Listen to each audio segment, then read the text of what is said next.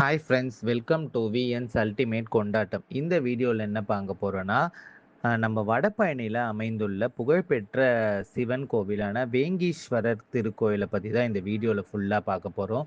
So இது எங்கே இருக்குதுன்னு பார்த்தீங்கன்னா, நம்ம வடபழனி சிக்னலை ஒட்டியே வந்து இந்த கோவில் வந்து அமைந்துள்ளது. ஸோ இந்த கோவில் பார்த்தீங்கன்னா சுமார் 1000 ஆண்டுகளுக்கு மேலாக பழமையான திருக்கோயில்னு கருதப்படுகிறது. ஸோ இந்த கோயிலில் பார்த்தீங்கன்னா மூலவர் பார்த்தீங்கன்னா வேங்கீஸ்வரர் என அழைக்கப்படும் சிவபெருமான், சாந்தநாயகி அம்பாள் என அழைக்கப்படும் தேவிக்கு அர்ப்பணிக்கப்பட்டுள்ளது. ஸோ இந்த கோவிலோட நுழைவு வாயில் பார்த்தீங்கன்னா பல சுதை சிற்பங்களால் அலங்கரிக்கப்பட்ட ஒரு பெரிய ராஜகோபுரம், அதாவது தலைமை கோபுரமாக அமைந்துள்ளது.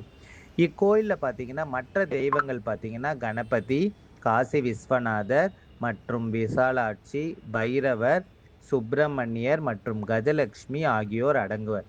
அது மட்டும் இல்லாமல் பார்த்தீங்கன்னா சன்னீஸ்வரருக்கு ஒரு தனி சந்நிதியும் உள்ளது. ஸோ நம்ம இந்த திருக்கோவிலோட ஸ்தல வரலாறை பற்றி இதை இப்போ நம்ம பார்க்கலாம். ஸோ இந்த கோவிலோட, அதாவது இந்த வேங்கீஸ்வரர் திருக்கோயில ஸ்தல வரலாறு பார்த்தீங்கன்னா, வண்டுகள் தீண்டும் முன்னரே மலர்கள் பறித்து இறைவனை பூஜிக்க விரும்பினார் ஒரு முனிவர். அதனால் பொழுது விடியும் முன்னரே மரங்களில் ஏறி பூக்களை தீண்டுவதில் வண்டுகளை முந்திக் கொண்டார். இவரது பக்தியை போற்றும் வகையில் எளிதாக மரம் ஏற அவருடைய கால்களை புலிக்கால்களாக மாற்றித் தந்தார் இறைவன். அதனால் அவர் புலிக்கால் முனிவரானார். இவரை வியாதிக பார்தர், அதாவது புலிப்பாதம் கொண்டவர் என்று அழைப்பர். இந்த வேங்கை புலிக்கால் முனிவர் வழிபட்டதினால் இத்திருக்கோயில் மூலவர் வேங்கீஸ்வரர் என அழைக்கப்பட்டார். சிவபெருமானின் திருநடனங்களை காண விரும்பி அத்திரி முனிவர் அனுசுயா தம்பதியருக்கு மகனாக அவதரித்த ஆதிசேஷன் இவருக்கு வியாக்கிராபுரம் சேர்ந்து சிவ பரம்பொருளை வழிபட்ட ஸ்தலம்தான் இந்த ஸ்தலம். இந்த வேண்டிய வரம் தரும் வேங்கீஸ்வரர். ஸோ இதோட ராஜகோபுரம் பார்த்தீங்கன்னா 7 நிலை கொண்ட ராஜகோபுரம். கோயிலின் உயர்வையும் பெருமானின் அருளையும் பறைசாற்றவாக நிற்கிறது. கிழக்கு நோக்கி இதன் வழியே நுழைந்தால் தங்க முலாம் பூசிய பெரிய கொடிமரத்தின் பளிர்கண்கள் பறிக்கின்றன. அழகிய வேலைப்பாடுகளுடன் பலிபீடம், சிறிய மண்டபத்துடன் கூடிய நந்தீஸ்வரர் இவற்றை யாவும் அடங்கிய முன் மண்டபத்தில் கலைகளை உணர்த்தும் தூண்கள் காணப்படுகின்றன. ஸோ உள்ளே சென்றால் வலது புறம் வியாக்கர பாரதமும் இடது புறம் பதஞ்சலி முனிவரும், தெற்கு புறத்தில் அப்பர், சுந்தரர், மாணிக்கவாசகர், திருஞான சம்பந்தர் ஆகியோர் நின்ற கோலத்தில் வழங்குகிறார்கள். ஸோ இக்கோவிலின் தனிச்சிறப்பு என்னவென்றால், கோயிலில் வசீகரிக்கும் அமைப்பும் பக்தி பெருகும் நம்மை பிரமிப்பில் ஆழ்த்துகின்றன. கருவறையில் வெளிப்புறம் வெள்ளி நிறத்தில் பளபளக்கிறது. அங்கு 5 தலம் நாகத்துடன் வேங்கீஸ்வரர் வீற்றிருக்கும் அமைதியான அம்சமும் நம்மை மெய்சிலிர்க்க செய்கிறது.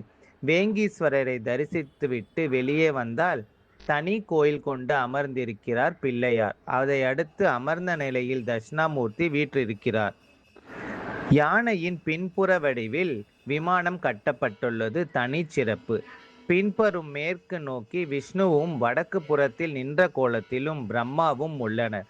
தெற்கு நோக்கிய தியானத்தில் சண்டிகேஸ்வரர், துர்க்கையை தரிசித்தால் பலன் அதிகம். சுப்பிரமணியர் வள்ளி தெய்வானையோடு தனி கோயிலில் காட்சி தருகிறார். வடமேற்கு மூலையில் காசி விஸ்வநாதர், விசாலாட்சி, மகாலட்சுமி வலம் வந்த பின் 24 தூண்களுடன் கூடிய விசாலமான மண்டபத்தின் வழியே வந்தால் அழகிய முன்மண்டபத்துடன் கூடிய தனி கோயில். இதில் இருபுறமும் உள்ள சிலை வடிவங்கள் அழகான கலை தோற்றத்துடன் காணப்படுகிறது. வழுவழுப்பான மார்பில் தரை குளிர் அமைக்கிறது. ஸோ உள்ளே நின்ற கோலத்தில் சாந்தனாகி அருள் பாலிக்கிறார்.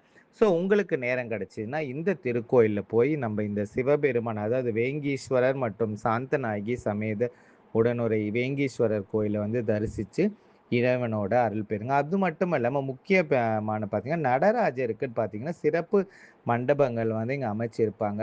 108 ருத்ராட்சங்களாலான ஒரு மண்டபத்தில் அழகாக அந்த நடராஜர் வச்சுருக்காரு. அதுவும் மறக்காமல் நீங்கள் கண்டுக்கலைங்க. தேங்க்யூ ஃபார் வாட்சிங்.